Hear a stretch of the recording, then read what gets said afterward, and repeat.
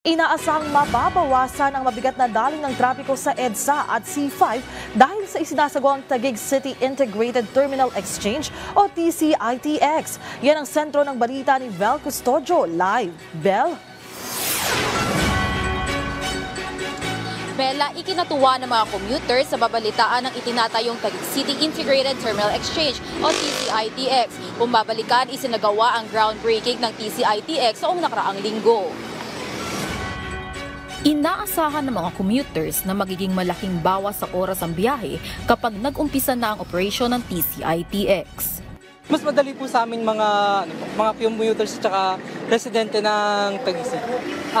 Ako kasi, nagtatrabaho kasi ako sa Pasay. So, may mga biyahe kasi na hindi nadiretso simula dito. I think yung bagong terminal po dito sa Taguig, it will be a great help especially sa aming mga students na commuter din po everyday. Masu-shorten yung time na malalaan sa pag-travel going to cities like Manila.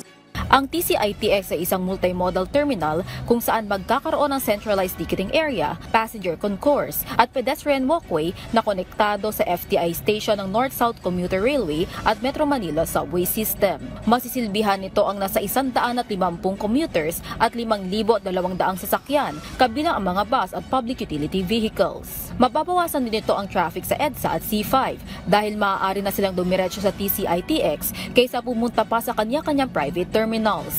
Partikular mga bumabiyahe sa Laguna, Batangas at mga karatig lugar. May lawak na 5.57 hectares ang public-private partnership project ng DOTR at Arca South Integrated Terminal Incorporated ng Ayala Land Incorporated. Inaasahang matatapos ang konstruksyon ng TCITX sa unang bahagi ng 2027 at mag-ooperate sa 2028.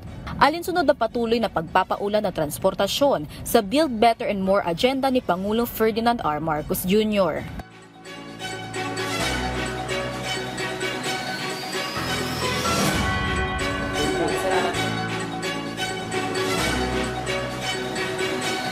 Maraming salamat, Bel Custodio.